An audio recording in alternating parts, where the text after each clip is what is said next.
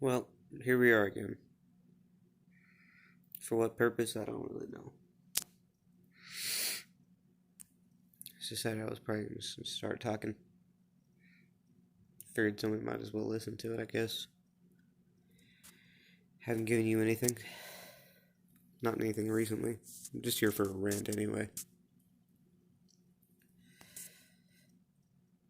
Maybe if somebody ever gives a shit, I'll go back and finish the story I got cut off on last time I uploaded something.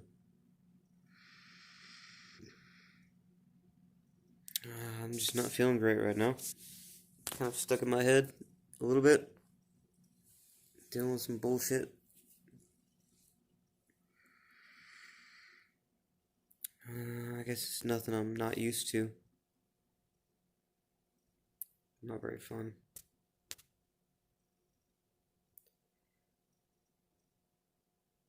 Well, I've got plenty of recording space, so I'm probably just going to let this go for a little bit. I'll try to grab some ambient video of my surroundings and keep it fun.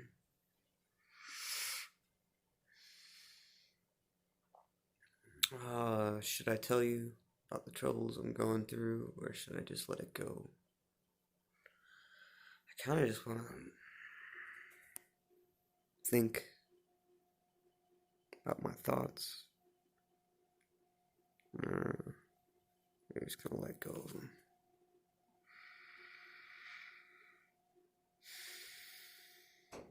What to do?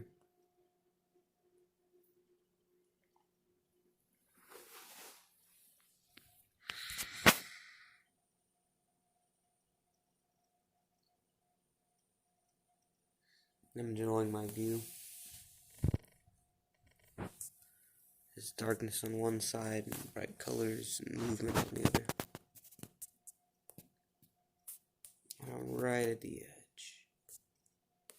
It's the precipice. Everything in front of me is just flashing lights and colors. Behind me it's darkness with red overtones.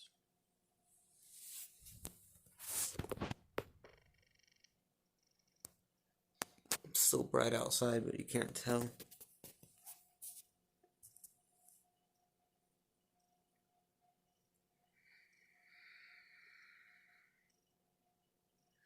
Breathing is good. It's one of the thoughts I wanted to share is I feel a little bit like Alice through the looking glass. I went to grab my drink and it was turned to the other side because I had just moved to the dark side from the colorful side. I had been staring right into the lights, watching the movements. And I moved to the other side.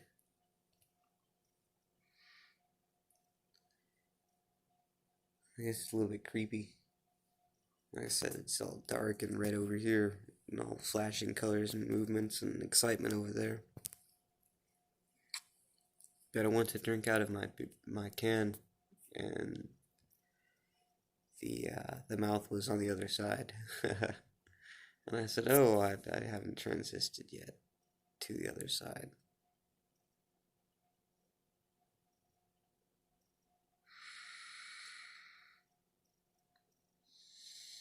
Thinking about meditation, taking deep breaths.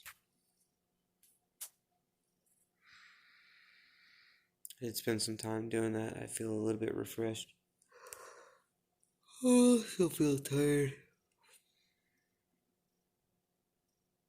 I apologize about that. Hope it doesn't infect you.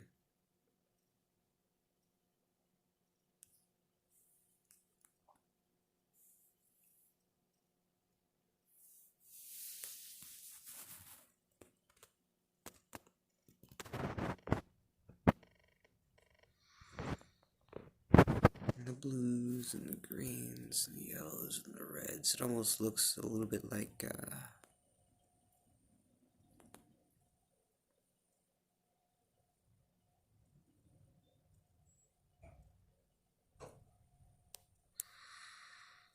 plaid or tartan of some sort.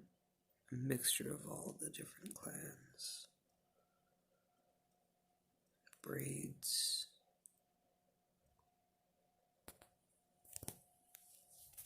There be movement about.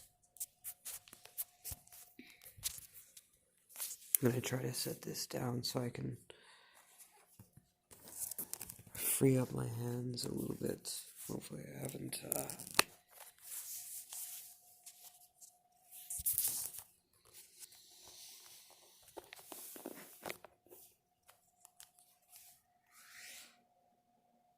maybe I should keep it closer. I'll place it here.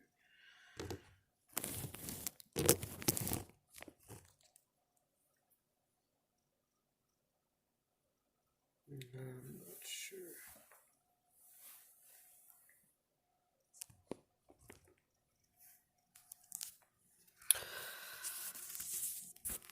I appreciate you staying with me, even though this is live. I guess I'm kind of treating it like it is. They won't let me use my mobile device to go live until I have 1 million subscribers.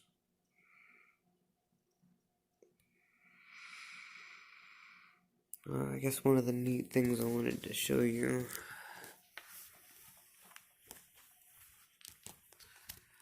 was how all the movement behind everything with this staying still just looks centering the shadow. It doesn't move. With lots of movement around.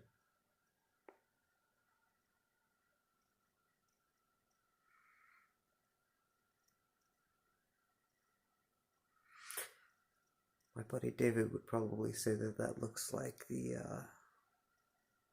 crown of thorns, and I guess that shadow does. They're basically Christmas lights, or Halloween lights, rather.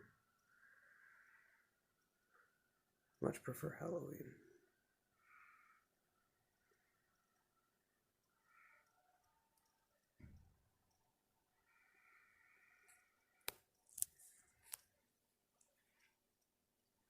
We are getting close to Halloween, aren't we? Nearly October. Let's get closer to the moving lights. Let's see if we can get a view of something. Keep you entertained. Keep you with me. Well, you can hear me if you can't hear me at all. Guess that'll be the something we'll find out tomorrow. Or later today. Tonight.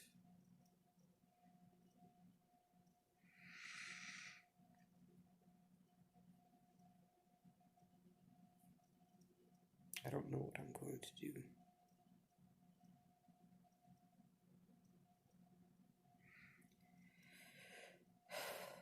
You ever get the feeling that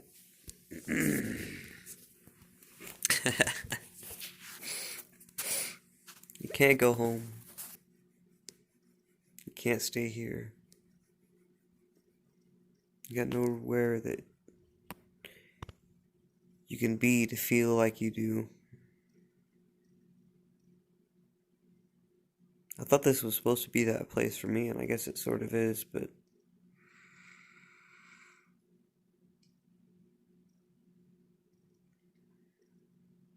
I guess I just feel so disconnected.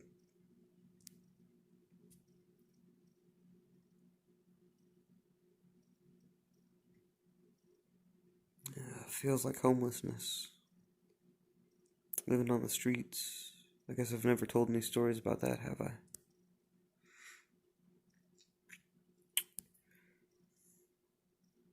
When I was about 16, I guess I'd have to be 16, maybe 15 when it started. Somebody had told me that you could take these cough and cold pills. And, if you eat enough of them, they get you high.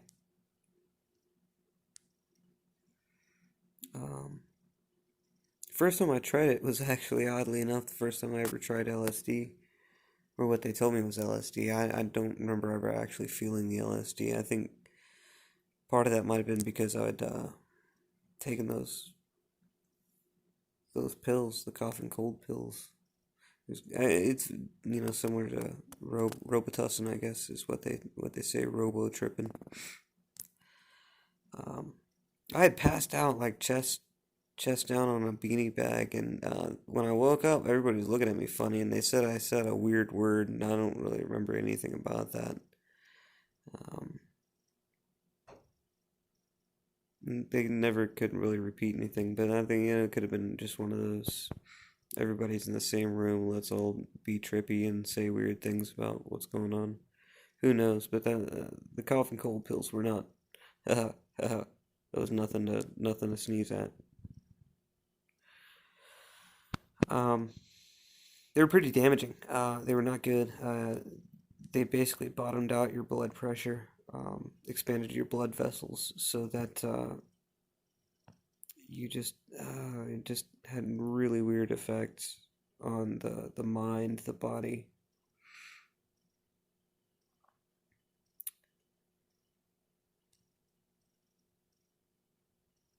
So, um, it was shortly after the first time I had taken those. I don't know that they were really, I don't know how much they had to do with everything else, but at the time, my parents were, you know, very conservative and very, hey, you need to be home at a certain time and blah, yada, yada. And boy, I had just found the world and I was out in it.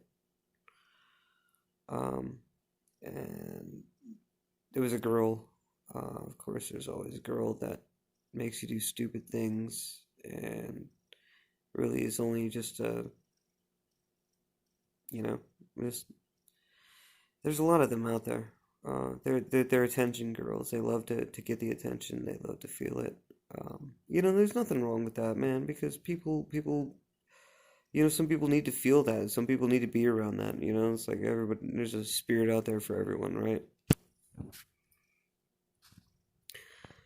I chased her around, and she was one of those like needy spirits. She was, I guess what they call damaged goods. Something I've always, for some reason, been sort of drawn to. Um, and she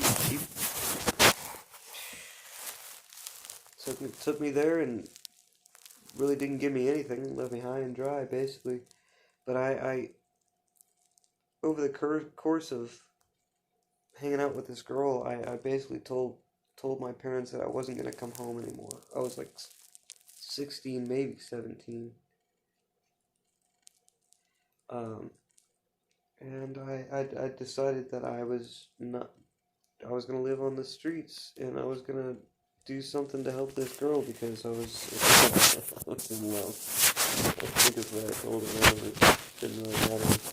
Either way, I couldn't take her home. I didn't want to take her home. I wanted to be out and about in the world with this lunatic girl, and so I did. And that was a thing for a while. The problem was I had no place to go. I had no money. I'd gone through a couple of jobs, and I was getting dangerously close to losing another one.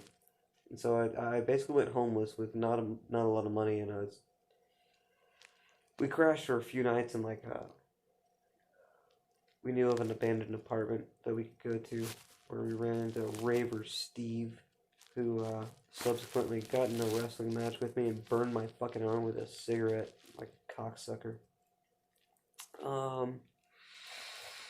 Because he kept trying to look up her pants, and I kept trying to, he was right. Raver Steve, he told me, he's like, dude, she ain't interested, you ain't got it by now, you ain't gonna get it. And I just wasn't convinced, and I didn't like the way he was chasing after her. She was young, and he was not, and I was youngish, I guess, young enough. Anyway, man, after the abandoned apartment things ran out, and losing my job because I dyed my hair green because I thought it'd be cool, and we, slept in front of a Target. Um, you know, in like the basket receiver place, they had like a little stone what do you call it? A stone barrier where all the baskets went behind, and I just crawled behind there. We crawled behind there and slept back there. Oh, that stupid fucking girl, Casey. Pretty sure that was her name. I mean, that's what she told me her name was. I doubt that was her actual name. Never did come across her again. I don't think she was the age that she told me she was. I mean, there was a lot of fuzzy details about what she said was the truth. But yeah. Anyway, so continuing the story of our friend Casey, because I stayed out of my parents' house after I sort of, oh man, after okay, so I'm pretty sure like it was a day or two after sleeping in front of Target. Um, I had run into some other friends. A lot of the time throughout this time, I was like going into pharmaceutical stores and stealing the the cough and cold pills that were getting me all fucked up. Uh, anyway, I ran into some other friends, and we decided that we were all gonna go to Galveston for whatever reason. I don't know. It was this was I was 16. It's coming to me now. I was 16, and it was right before my birthday, so it's like Labor Day or something like that. It's like mid summer.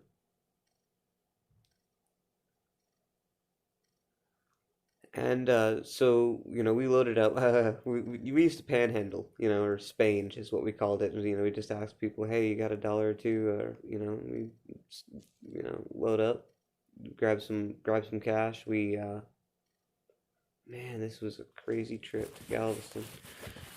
So outside of, outside of, it was Kroger and Humble is where I shoved a couple of bottles of Mad Dog down my pants.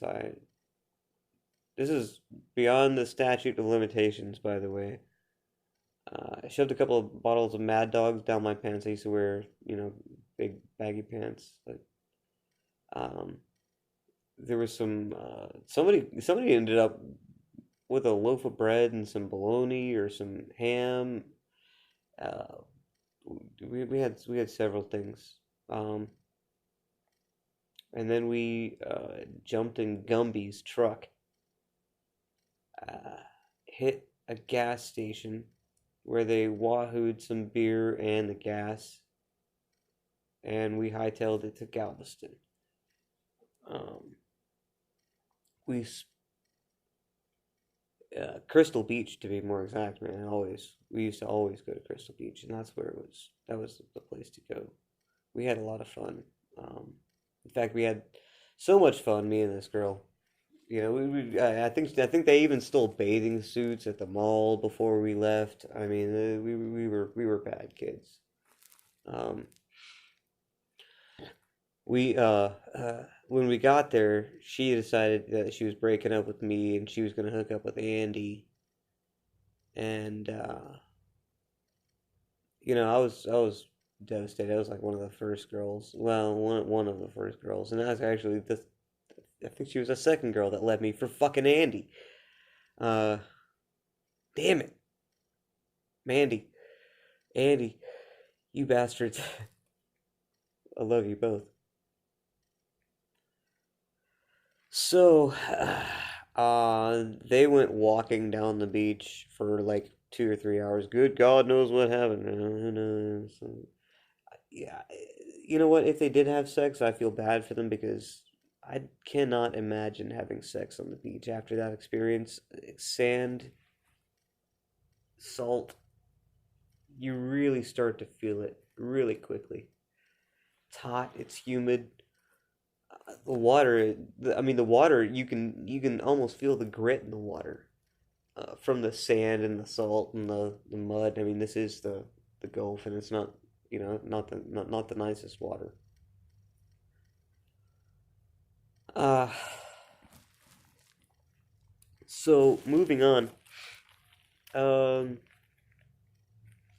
Somehow over, no, because we stayed the night. We slept on the beach. I don't know how we slept on the beach. I just kind of fell where we left it because, again, strong, strong, powerful cough and cold medicine. Whole boxes of it at a time, coursing through your veins. Makes it pretty easy to crash um, when you finally do, wherever you do. I wonder if I can think about where I actually fell asleep that night. Doesn't really matter. At some point, either that night or the next day, Gumby had left, the guy who took us there, with like bags of our clothes and stuff like that. It was like all of our shit. It couldn't have been all of it because later I found some homeless man had my shoes. Uh, and I didn't want to take him back from him. He was a beach guy, beach bum.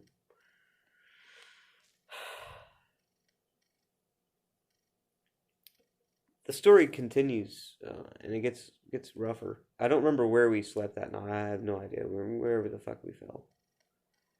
The next day, all heartbroken. I guess I was hot. The party was still on Crystal Beach. I don't know. I'm gonna try to explain Crystal Beach as best as I can. It's like Mardi Gras and any holiday. Just like suddenly everybody gets in their cars, um, trucks. Everybody loves everybody, and they just drive in circles. Not in circles, but just up and down. It's a parade. Just a long ass Mardi Gras parade that lasts for hours and hours or days. And it is that they throw beads, literally. It's like Mardi Gras, but it could be any holiday. It's Fourth of July, or it was Labor Day, or it's so ridiculous. Um, it was so much fun, but um, the fun ran out, and everybody left, and we didn't know, and we were left. We got like left by all of our. About the last thing I remember really seeing before, well, shit, I think I just blacked out after that. And I wasn't even drinking at this time. I mean, maybe every once in a while I would drink some. Like the Mad Dog 2020, that wasn't even for me. It was all the stupid fucking pills. The last thing I remember is on my knees, rocking out to some band was setting up, getting ready to play a show, but they were blasting the first Slipknot album, just cover to cover it, and like through the giant main speakers, and it just sounded fucking awesome. I just listened to it. I heard later that Casey, that girl that I went there with, she ended up leaving with that band. So it's like I guess her and Andy lasted about 4 to 8 hours, and then she just kept moving.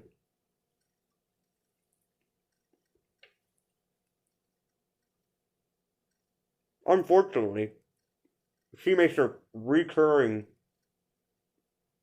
pass in this stupid fucking story. Bear with me one moment.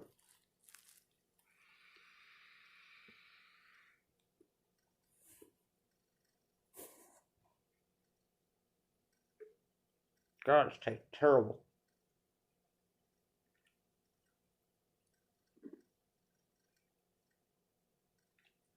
Who the fuck thought it would be a good idea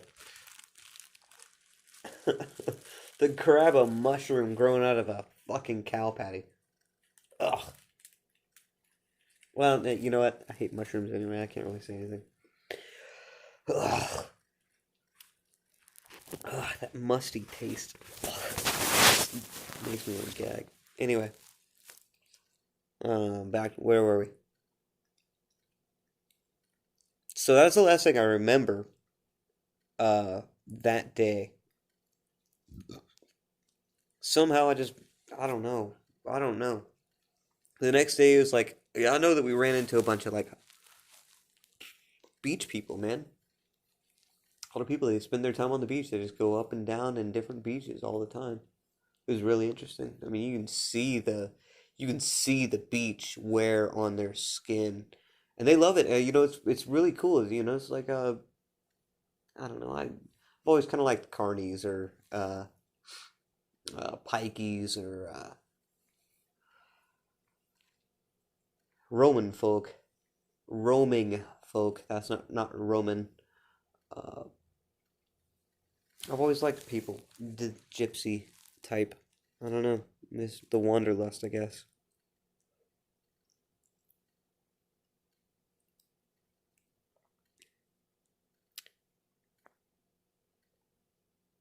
For some reason, when we came to the next day, we were penniless. Everyone was gone. Almost everyone was gone. There was like a few fisher people that were left on the beach. Um, and she had, like I said, I heard she had left with the band at some point. Sounds like her, it's like Lola Montez might as well have been her fucking name. Fucking following, following the fame and bringing destruction. Uh, yeah, Andy and I, we did not have a good couple of 3 days on the beach. It was pretty rough. After the drugs wore off and too much time in the sun, not enough water. Wow, I mean the kind of mix that has, um, what that does to the body, the brain, the mind, the consciousness, everything, man. It just got really wore. Sun poisoning is a real thing. In case you didn't know, where your skin like blisters and fills with pus. Um, it sucks, and it will put you down. It'll give you fever. It'll make you hallucinate in the most horrible ways, and also it'll steal large amounts of time that you don't remember. Um,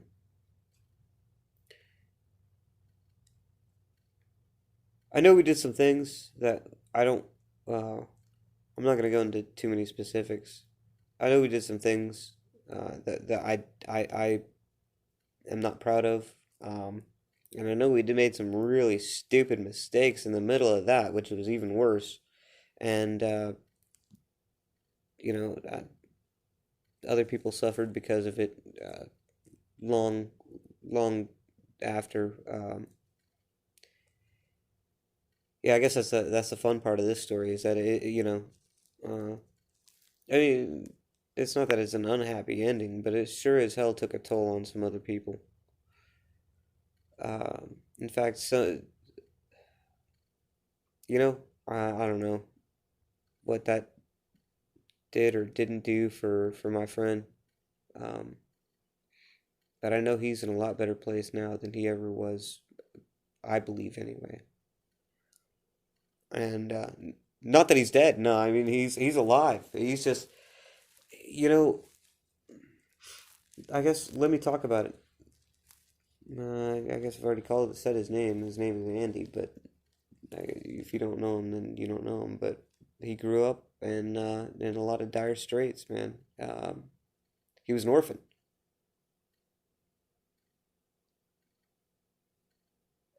uh, up for adoption.